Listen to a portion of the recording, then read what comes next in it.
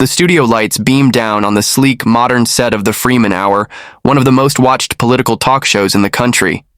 Its host, Alex Freeman, a sharp-dressed, smooth-talking media veteran, leaned back in his chair with a smirk. His guest for the night? J.D. Vance, senator, author, and a staunch supporter of former President Donald Trump. The audience, made up largely of Freeman's progressive-leaning fans, had already been prepped for an entertaining takedown. They expected their host to do what he did best: corner conservatives, hit them with gotcha questions, and leave them scrambling. Freeman took a sip of water, placed the glass down gently, and glanced at his notes. "So, Senator Vance," he began, his voice dripping with condescension, "let's talk about your people." J.D. Vance didn't flinch. His posture remained relaxed, his eyes steady. He knew exactly where this was going. Freeman continued. "Trump supporters, they're quite the bunch, aren't they?" The audience chuckled. "I mean, let's be real. These are folks who think the election was stolen, that the media is the enemy, that Donald Trump is some kind of political savior. It's almost like a cult, don't you think?" More laughter. Freeman grinned, emboldened by the reaction. "I mean, come on, Senator.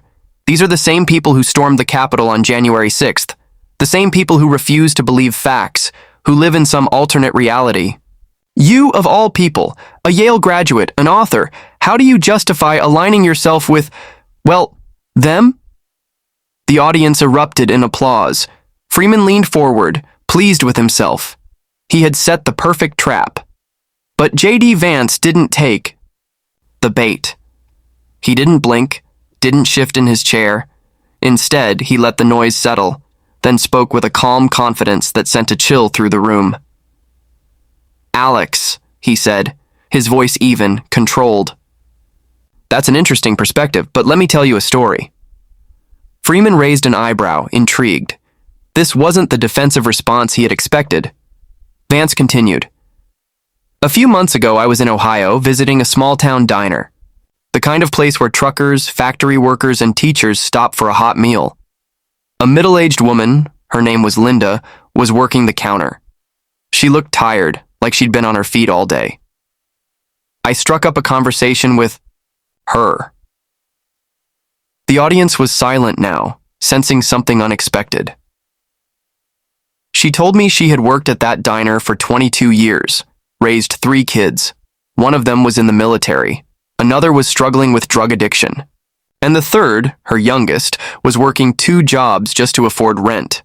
Linda didn't go to an Ivy League school. She doesn't have a blue check mark on Twitter, but she gets up every day, works hard, pays her taxes, and tries to hold her family together."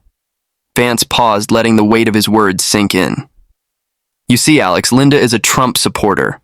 A murmur rippled through the crowd. Freeman shifted in his seat. "She didn't vote for him because of conspiracy theories. She voted for him because, for the first time in her life, she felt like someone in Washington actually gave a damn F about people like her. People who work with their hands. People who don't have powerful connections. People who just want a shot at the American dream." The audience was no longer laughing. Vance leaned forward. "So when you sit here in your studio in your tailored suit, mocking millions of Americans, hard-working, decent Americans because they don't think like you, what does that say? About you?" Freeman opened his mouth, but no words came out. Vance wasn't done. "Let's talk about this so-called cult you mentioned." "You know what's a cult, Alex? Blindly trusting the media when they told us that Hunter Biden's laptop was Russian disinformation. Believing every word from bureaucrats who swore up and down that lockdowns would save lives while ignoring the devastation they caused for small businesses and children's education. Worshipping politicians who make millions while the middle class shrinks." The room was dead silent now. "You want to talk about people living in an alternate reality? Let's talk about the people who pretended for years that the border crisis wasn't real, who screamed defund the police from the safety of their gated communities, who cheered for energy policies that killed American jobs while giving billion-dollar subsidies to China's green industry." Freeman swallowed hard. "And let's not forget the people who spent years pushing the Russia collusion hoax, only to act like it never happened when the truth came out. Vance shook his head. You see, Alex, the real alternate reality isn't in Middle America. It's in these studios, these newsrooms, these elite circles where people like you sneer at working-class Americans while pretending to be their moral superiors. A single clap rang out from somewhere in the audience, then another, and another. Within seconds, half the room was applauding, something unheard of on the Freeman Hour. Freeman forced a tight smile, trying to regain control. Senator, But Vance wasn't done yet. Let's go back to January 6th since you brought it up. Yes, it was a dark day, but let's be honest. Where was this outrage when cities were burning for months in 2020? When businesses were looted? When innocent people were attacked in the streets? I don't recall you calling those people an insurrectionist cult. Freeman shifted again, clearly uncomfortable. Vance let the silence linger before delivering his final blow. You see, Alex, you can mock Trump supporters all you want. You can call them names, insult their intelligence, ridicule their beliefs, but you know what you can't do? You can't erase them, you can't silence them, and most importantly, you can't stop them. The applause was deafening now. Freeman was stunned, visibly shaken. This wasn't how this interview was supposed to go. Vance picked up his water, took a sip, and leaned back. Any more questions? He asked with a smirk. Freeman fumbled with his notes, then forced an awkward laugh. Well, Senator, I think we've covered a lot here. Vance nodded. We sure have. The producer's voice crackled in Freeman's earpiece. Wrap it up, now. Freeman straightened his tie, forced a polite smile, and turned to the camera. That's all the time we have for tonight. Senator J.D. Vance, thank you for joining us. Vance nodded. My pleasure. The camera light flickered off. Freeman exhaled sharply. He had walked into that interview thinking he would dismantle J.D. Vance. Instead, he had been the one left speechless. Backstage, a production assistant whispered to a colleague, "Did that just happen?" It had, and the internet was about to explode. Within minutes of the interview ending, clips of J.D. Vance's takedown began circulating online. The show's official social media accounts hesitated to post highlights, but they didn't have to. The internet was already doing the job for them. On X, formerly Twitter, conservative commentators wasted no time. Patriot Voice. J.D. Vance just humiliated Alex Freeman on his own show. This is why the media fears him. Liberty Watcher. Freeman thought he could mock Trump supporters. J.D. Vance made him regret it. Absolute masterclass. Even neutral observers were stunned. Political Pulse. This wasn't just an interview, it was a reckoning. The arrogance of elite media versus the voice of middle America. Vance won. Meanwhile, mainstream news outlets scrambled to frame the exchange. Some left-leaning networks downplayed it, cutting their clips short to remove Freeman's stunned silence. Others ran damage control, claiming Vance had engaged in whataboutism or dodged serious questions. But it was too late. The full video was out there and millions were watching. At the Freeman Hour's production office the next morning, Alex Freeman sat in silence as his team reviewed the numbers. The episode had shattered viewership records. The segment with J.D. Vance had gone viral, racking up millions of views overnight. But the real blow? The comment sections. Freeman scrolled through his own show's page, his jaw tightening. Vance just schooled this guy. Embarrassing. Why do elites always assume they're smarter than working people? J.D. flipped the script. Freeman's arrogance is unreal. No wonder trust in the media is at an all-time low. Freeman clenched his fist. He had spent years crafting his image as an intellectual powerhouse, a master of debate. But one night, one guest, had changed everything. Meanwhile, in Ohio, J.D. Vance sat in a quiet cafe sipping his morning coffee. He had barely spoken about the interview since leaving the studio, but his phone buzzed with texts from friends, colleagues, and even political opponents. Some congratulated him, others warned him. DC won't like this, one message read. You Just made a lot of enemies, said another. Vance smiled to himself. He wasn't in this for the approval of elites. He never had been. Later that day, a reporter from a major network called him. Senator, your interview with Freeman is still trending. Do you have any regrets about how you handled it? Vance chuckled. Regrets? None at all. But I do have one question for you. The reporter hesitated. What's that? Vance's voice was calm, unwavering. When are you guys going to start listening to the American people instead of mocking them? Silence on the other end. J.D. Vance hung up, finished his coffee, and walked out into the crisp Ohio air. The battle for the truth was far from over, but today, Middle America had won. As J.D. Vance stepped out into the crisp Ohio air, he felt the weight of something shifting. It wasn't just the aftermath of an interview, it was a moment that had cracked the polished veneer of mainstream media arrogance. Back in Washington, political strategists and media insiders were already at work. Damage control meetings were being held in boardrooms. Political operatives debated how to spin the narrative. Vance embarrassed Freeman, one senior network executive admitted. Behind closed doors.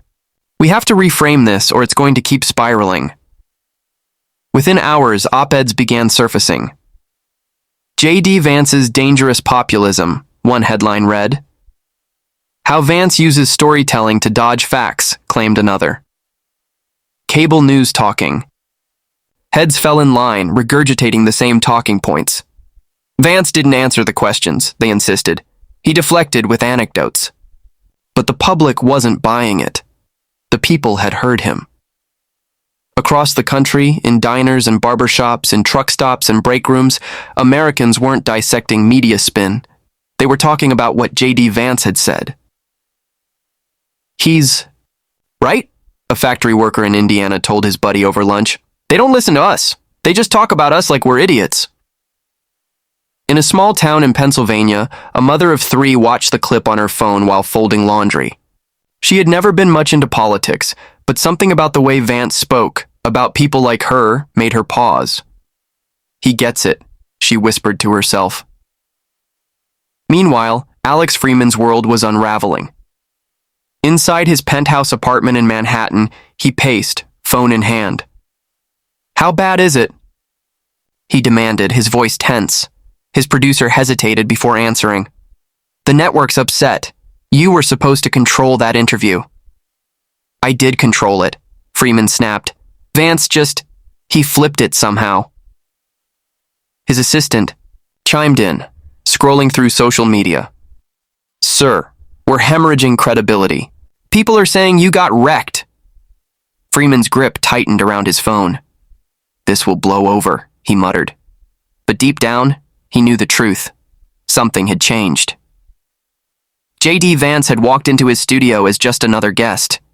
He had walked out as a voice that could no longer be ignored. And Freeman, he was the one left answering questions. Days passed, but the firestorm refused to die down. Instead of fading into just another viral moment, J.D. Vance's interview with Alex Freeman had become a defining political moment, one that was sparking conversations far beyond the usual media. Circles. Mainstream outlets kept pushing their spin.